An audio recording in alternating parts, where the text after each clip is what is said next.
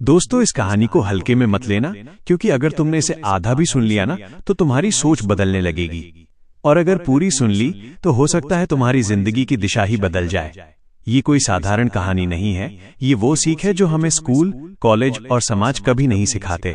इसलिए ध्यान से सुनना, और अगर ये कहानी तुम्हें कुछ सिखा दे तो चैनल को सब्सक्राइब जरूर करना, क्योंकि यहाँ सिर्फ कहानियां नहीं, जिंदगी सिखाई जाती है। तो कहानी स्टार्ट होता है अब। बिहार के एक छोटे से गांव में, जहां सुबह सूरज की पहली किरण के साथ ही लोगों की मेहनत शुरू हो जाती थी, वहीं एक मिट्टी के छोटे से घर में आरव नाम का लड़का रहता था। उसके पिता दिहाड़ी मजदूर थे और माँ घरों में काम करके परिवार चलाने में हाथ बटाती थीं। घर की हालत ऐसी थी कि कभी कभी रसोई में चूल्हा जलाना भी मुश्किल हो जाता था। लेकिन उस छोटे से घर में एक बहुत बड़ा सपना पल रहा था। आरव बचपन से ही समझदार था।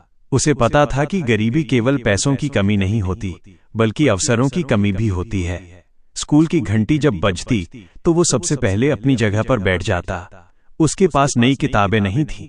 कई बार वो अपने दोस्तों से पुरानी किताबें मांगकर पढ़ता। कॉपी के आखिरी पन्नों तक लिखकर वो हर खाली जगह का इस्तेमाल करता।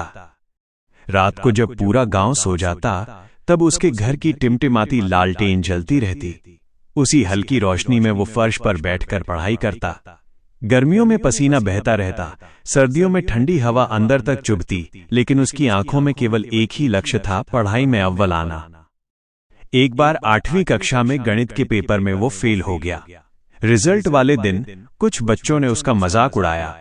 किसी ने कहा कि मजदूर का बेटा पढ़ लिख कर क्या करेगा। वह चुपचाप घर आया। उस रात उसने खाना भी ठीक से नहीं खाया। उसकी आंखों से आंसू बह रहे थे, लेकिन उन आंसुओं के साथ एक संकल्प जन्म ले चुका था। उसने तय कर लिया कि अब वो अपनी कमजोरी को अपनी ताकत बनाएगा। अगले दिन से उसकी दिनचर्या बदल गई। वो सुबह 4 बजे उठने लगा। सबसे पहले गणित के सवाल हल करता, फिर स्कूल जाता। स्कूल से लौटकर माँ का हाथ बटाता, पानी भरता, लकड़ी लाता और फिर शाम को दोबारा पढ़ाई में लग जाता। उसके पास कोचिंग के पैसे नहीं थे, इसलिए वो स्कूल की लाइब्रेरी में घंटों बैठकर पुराने प्रश्नपत्र हल करता। गांव के एक रिटायर्ड शिक्षक ने उसकी लगन देखी। उन्होंने उसे अपने घर बुलाकर पढ़ाना शुरू किया।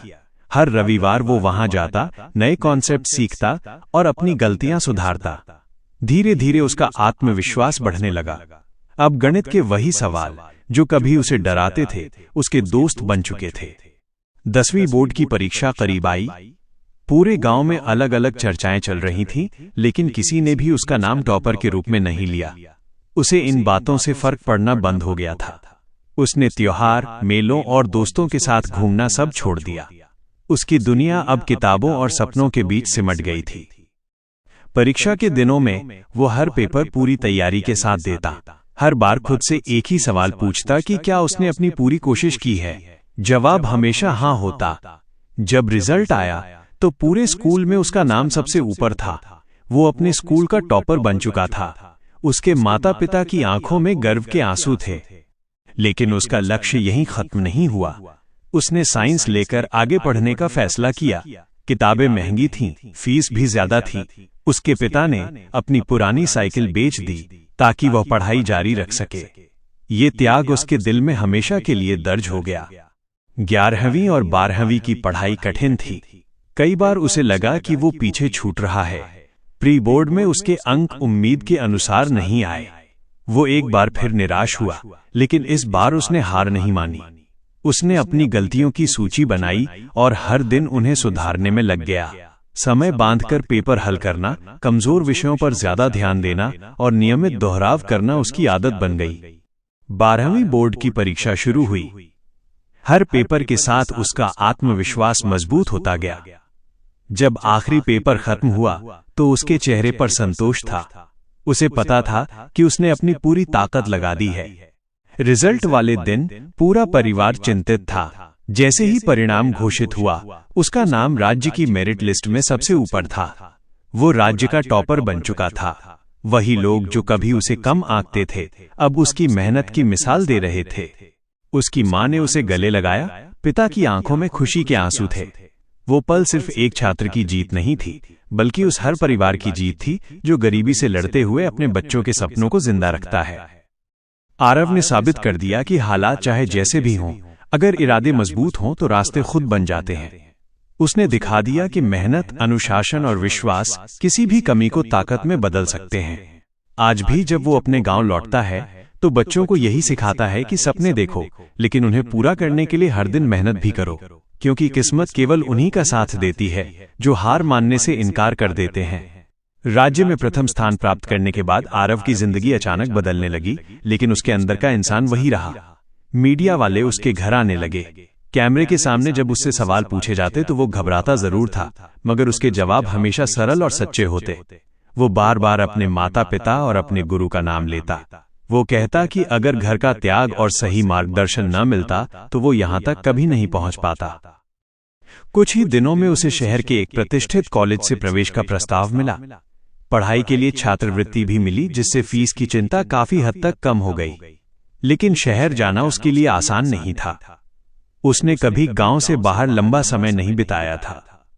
नई जगह, नए लोग, नई भाषा और नया माहौल, सब कुछ अलग था। जब वो पहली बार शहर पहुंचा तो ऊंची ऊंची इमारतें देखकर कुछ पल के लिए ठिठक गया। उसे लगा जैसे वो किसी दूसरी दुनिया में आ गया है। कॉलेज का परिसर बहुत बड़ा था। वहां के छात्र आत्मविश्वास से भरे हुए थे, अंग्रेजी में बातचीत करते थे, आधुनिक कपड़े पहनते थे। आरव अपने साधारण कपड़ों और देहाती लहजे के साथ खुद को अलग महसूस करने लगा। शुरुआती दिनों में वो चुपचाप क्लास में बैठता और नोट्स बनाता। कई बार उसे प्रोफेसरों की तेज अंग्रेजी समझने में दिक्कत होती। क्लास के बाद वो लाइब्रेरी में जाकर उसी विषय को दोबारा पढ़ता। रात को हॉस्टल के कमरे में बैठकर वो शब्दकोश की मदद से कठिन शब्दों का अर्थ खोजता। उसने तय कर लिया था कि भाषा उसकी कमजोरी नहीं बनेगी। कुछ छात्रों ने शुरुआत में उसका मजाक भी उड़ाया। उसके उच्चारण पर हंसी उड़ाई गई, लेकिन इस बार उसने उन आवाजों को अपने कानों तक सीमित रखा, दिल तक नहीं जाने दिया। उसे याद था कि कभी गांव में भी लोग उसे कम समझते थे और वही लोग आज उसकी मिसाल देते हैं। उसने मन ही मन खुद से कहा कि समय फिर बदलेगा। धीरे धीरे उसकी मेहनत रंग लाने लगी। क्लास टेस्ट में उसके अंक अच्छे आने लगे। एक बार फिजिक्स के प्रोफेसर ने पूरी क्लास के सामने उसके उत्तर की प्रशंसा की। वो पल उसके लिए बहुत खास था। पहली बार उसे लगा कि वो इस नए माहौल में भी अपनी जगह बना सकता है। कॉलेज के दूसरे वर्ष में उसने एक राष्ट्रीय स्तर की प्रतियोगिता में हिस्सा लिया। विषय कठिन था और प्रतियोगी बहुत प्रतिभाशाली। तैयारी के लिए उसे अतिरिक्त मेहनत करनी पड़ी। उसने अपनी छुट्टियां भी तैयारी में लगा दी। जब परिणाम घोषित हुआ तो वो शीर्ष प्रतिभागियों में शामिल था। इस उपलब्धि ने उसके आत्मविश्वास को नई ऊंचाई दी। इसी दौरान उसने महसूस किया कि केवल अपनी सफलता काफी नहीं है, उसे अपने जैसे और बच्चों के लिए भी कुछ करना चाहिए। उसने गांव के बच्चों के लिए ऑनलाइन मार्गदर्शन शुरू किया। हर रविवार वो वीडियो कॉल के जरिए उन्हें पढ़ाता, उनके सवालों का जवाब देता और उन्हें प्रेरित करता। धीरे धीरे बच्चों की संख्या बढ़ने लगी। तीसरे वर्ष में उसे एक बड़ी कंपनी में इंटर्नशिप का मौका मिला। ये उसके लिए एक नई चुनौती थी। ऑफिस का माहौल पूरी तरह पेशेवर था। समय की पाबंदी, टीम वर्क और जिम्मेदारी, सब कुछ नए स्तर का था। शुरुआत में उसे डर लगा कि कहीं वो पीछे न रह जाए, लेकिन उसने वही पुराना मंत्र अपनाया, सीखो, मेहनत करो और हार मत मानो। उसकी लगन देखकर उसके वरिष्ठ अधिकारी भी प्रभावित हुए। इंटर्नशिप के अंत में उसे स्थायी नौकरी का प्रस्ताव मिला। वो पल उसके लिए सपने के सच होने जैसा था। जिस लड़के ने कभी लालटेन की रोशनी में पढ़ाई की थी, आज उसे एक सम्मानजनक नौकरी मिल रही थी। जब वो नौकरी लेकर पहली बार गांव लौटा तो पूरा गांव उसे देखने उमड़ पड़ा। बच्चे उसके आसपास जमा हो गए, बुजुर्ग उसे आशीर्वाद देने लगे। उसने अपने पहले वेतन से घर की छत पक्की करवाई। माँ के लिए एक सिलाई मशीन खरीदी ताकि उन्हें बाहर काम पर न जाना पड़े। पिता के लिए नई साइकिल और बाद में एक छोटा सा मोटर वाहन लिया ताकि उन्हें भारी सामान ढोने में आसानी हो। लेकिन उसकी असली खुशी तब हुई जब उसने गांव में एक छोटा अध्ययन केंद्र शुरू किया। वहां गरीब बच्चों को मुफ्त किताबें और मार्गदर्शन दिया जाता था। उसने ये ठान लिया था कि कोई भी बच्चा सिर्फ पैसों की कमी की वजह से अपने सपने अधूरे न छोड़े। समय के साथ उसका नाम एक प्रेरणादायक वक्ता के रूप में भी पहचाना जाने लगा। उसे कई जगह बुलाया जाने लगा जहां वो अपनी कहानी सुनाता, लेकिन वो कभी अपनी कठिनाइयों को बढ़ा चढ़ाकर नहीं बताता। वो बस सच बताता कि रास्ता मुश्किल था, पर असंभव नहीं। एक दिन उसी स्कूल से उसे मुख्य अतिथि के रूप में बुलावा आया, जहां से उसकी पढ़ाई शुरू हुई थी। मंच पर खड़े होकर जब उसने बच्चों की ओर देखा तो उसे अपना पुराना चेहरा दिखाई दिया। उसने बच्चों से कहा कि सपनों का आकार आपके घर की दीवारों से तय नहीं होता, सपनों का आकार आपके हौसले से तय होता है। उसने ये भी कहा कि असफलता से डरना नहीं चाहिए। अगर वो 8वीं में फेल होने के बाद हार मान लेता तो शायद आज यहां खड़ा नहीं होता। असफलता ने ही उसे मजबूत बनाया। धीरे धीरे उसका अध्ययन केंद्र एक छोटे संस्थान में बदल गया। कई बच्चे वहां से अच्छे अंकों से पास होने लगे। कुछ ने प्रतियोगी परीक्षाएं भी उत्तीर्ण की। जब किसी बच्चे की सफलता की खबर आती तो उसे वही खुशी मिलती जो उसे अपने रिजल्ट के दिन मिली थी। उसकी जिंदगी में चुनौतियां अब भी आती रहीं। नौकरी में दबाव बढ़ता गया, जिम्मेदारियां बढ़ीं। कभी कभी थकान महसूस होती, लेकिन वह खुद को याद दिलाता कि उसने संघर्ष से दोस्ती की है। वह हर चुनौती को सीखने का अवसर मानता। सालों बाद जब उसने पीछे मुड़कर देखा तो उसे मिट्टी का वो घर याद आया, लालटेन की रोशनी याद आई और वो दिन याद आया जब उसे मजदूर का बेटा कहकर हंसी उड़ाई गई थी। उसे एहसास हुआ कि वही दिन उसकी असली पूंजी थे। अगर वो दर्द न होता तो शायद वो इतनी मजबूती से आगे नहीं बढ़ता। आरव की कहानी ये साबित करती है कि हालात चाहे कितने भी कठिन क्यों न हो, अगर इंसान के भीतर विश्वास और मेहनत की ताकत हो तो वो अपनी तकदीर खुद लिख सकता है। गरीबी ने उसे रोका नहीं, बल्कि आगे बढ़ने की वजह दी। ताने उसके लिए ईंधन बन गए और असफलता उसकी शिक्षक। आज भी जब वो किसी संघर्षरत छात्र से मिलता है तो केवल एक बात कहता है, अपने हालात को बहाना मत बनाओ, उन्हें अपनी प्रेरणा बना लो, क्योंकि जीत उसी की होती है जो आखिरी तक डटा रहता है। और इसी तरह मिट्टी के घर से शुरू हुआ उसका सफर न सिर्फ टॉपर बनने तक पहुंचा, बल्कि अनगिनत सपनों को रोशनी देने वाला बन गया। समय के साथ आरव की जिम्मेदारियां और भी बढ़ती चली गईं, लेकिन उसके भीतर की विनम्रता कभी कम नहीं हुई।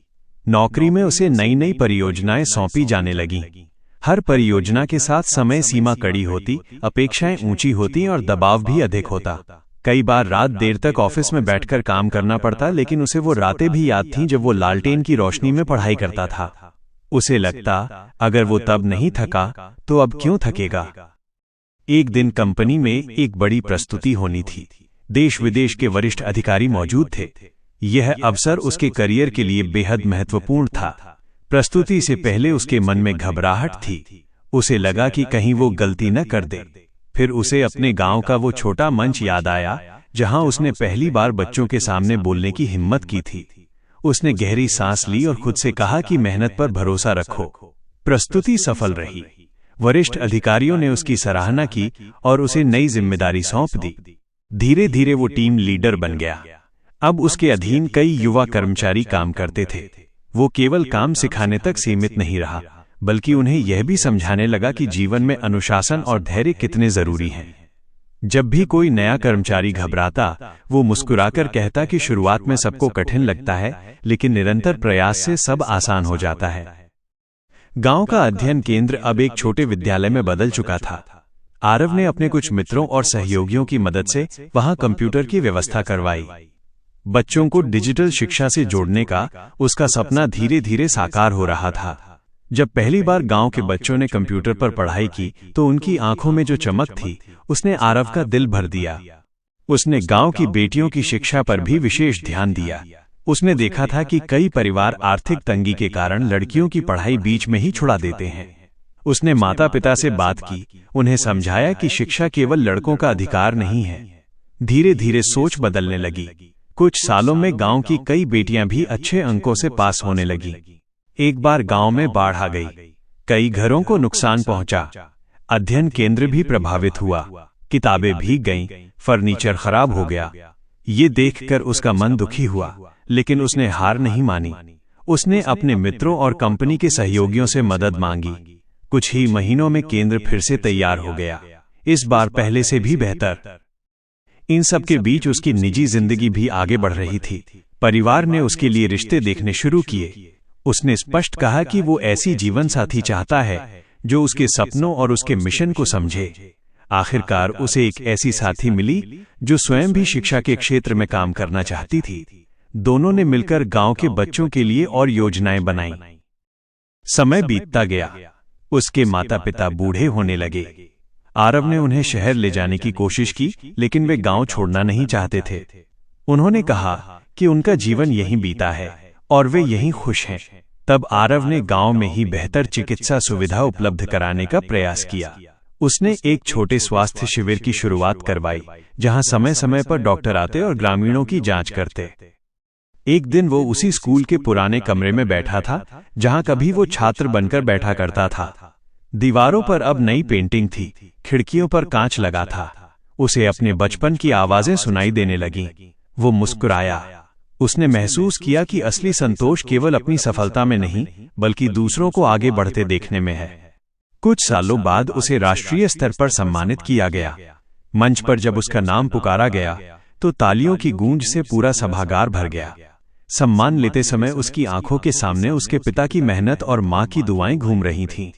उसने मन ही मन उन्हें धन्यवाद दिया। सम्मान और उपलब्धियों के बावजूद उसने अपने जीवन की सादगी नहीं छोड़ी। वो आज भी हर सुबह जल्दी उठता, थोड़ा समय पढ़ने में लगाता और दिन की योजना बनाता। उसे विश्वास था कि सीखना कभी बंद नहीं होना चाहिए। वो नई किताबें पढ़ता, नए कौशल सीखता और खुद को बेहतर बनाने की कोशिश करता रहता। कभी कभी उसे ऐसे छात्र मिलते जो निराश हो चुके होते। वे कहते कि उनके पास संसाधन नहीं है, इसलिए वे आगे नहीं बढ़ सकते। तब वो उन्हें अपने जीवन की झलक दिखाता। वो बताता कि संसाधन महत्वपूर्ण होते हैं, लेकिन उनसे भी अधिक महत्वपूर्ण होता है दृष्टिकोण। अगर सोच सकारात्मक हो और मेहनत सच्ची हो, तो रास्ते निकल ही आते हैं। गांव का वो छोटा अध्ययन केंद्र अब एक प्रेरणा का प्रतीक बन चुका था। आसपास के गांवों से भी बच्चे वहां आने लगे। कुछ पूर्व छात्र स्वयं आकर छोटे बच्चों को पढ़ाने लगे।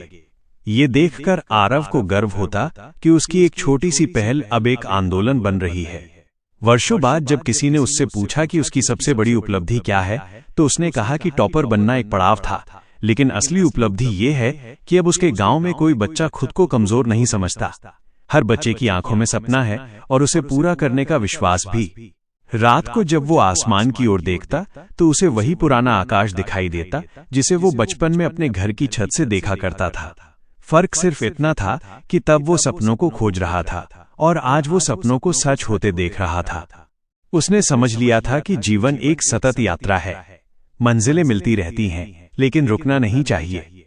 संघर्ष उसकी पहचान बन चुका था और सेवा उसका उद्देश्य। इस तरह मिट्टी के घर से शुरू हुई वो कहानी केवल एक टॉपर बनने तक सीमित नहीं रही। वो कहानी हौसले की बनी, विश्वास की बनी और उस अटूट मेहनत की बनी जिसने असंभव को संभव कर दिया। और ये सफर आज भी जारी है, क्योंकि सपनों की कोई अंतिम सीमा नहीं होती,